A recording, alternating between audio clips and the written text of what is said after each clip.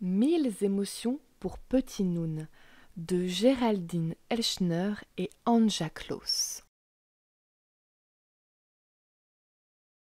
C'était un jour de grand soleil, un soleil vif et doré qui inondait la terre de sa lumière. Que faire d'une si belle journée, si ce n'est aller se baigner, se dit Petit Noun. Le cœur léger, il se mit à trottiner vers les eaux tranquilles du Nil. Soudain, de derrière les fourrés, des cris furieux le firent sursauter. « Le plus fort, c'est moi !» mugissait le taureau en tapant du sabot. « Un coup de tête et je pourrai encorner le soleil !»« Le soleil ? Je le porte jour et nuit sur la tête !» rugit le lion. « Une couronne de rayons qui fait de moi le roi !» Le taureau piaffa de plus belle. « Crinière ou corne ? Quelle importance !» risqua Petit Noun. « Vous êtes forts tous les deux !» Le petit hippopotame sourit. Délicatement, il cueillit 2 fleurs de son joli dos d'azur, l'une aussi belle que l'autre, et les offrit au chamailleur. Ni le lion, ni le taureau ne purent s'empêcher de lui rendre son sourire. Petit Noun reprit gaiement sa route, mais au détour du chemin, il aperçut un chat noir, immobile, dressé sur un rocher.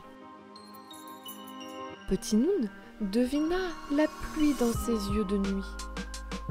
« Tu m'as l'air bien triste, » dit-il. « Que se passe-t-il ? » « Mon amie a disparu depuis hier. Je ne comprends pas.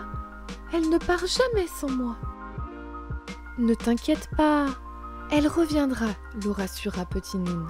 « Et si elle n'est pas rentrée ce soir, nous la chercherons ensemble. » Pour le consoler, il détacha une nouvelle fleur de son dos et la tendit au chat d'ébène, qui aussitôt sécha ses larmes. À présent, vite, dans l'eau. Mais du haut d'un arbre, un grand oiseau lui cachait le soleil. « Salut à toi et bonne journée !» lança Petit Noun en passant. « Tu oses donc m'approcher ?» s'étonna le faucon.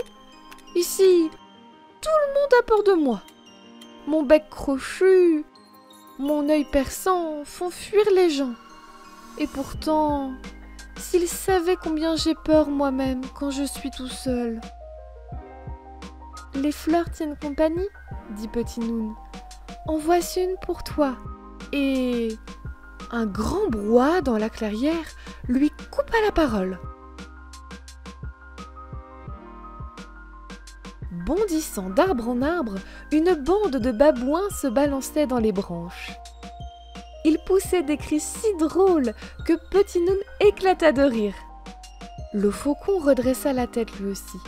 Et, brusquement, il osa s'élancer et se mit à planer au-dessus des guélurons. Ses ailes immenses semblaient danser dans le ciel. Emporté dans ce tourbillon de joie, Noun lança en bouquet tous les boutons de fleurs qu'il avait.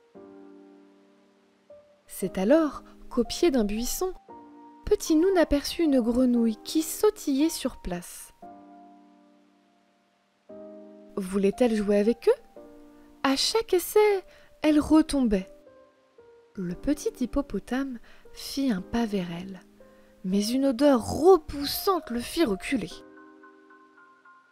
Aide-moi à sortir de là !» supplia la grenouille.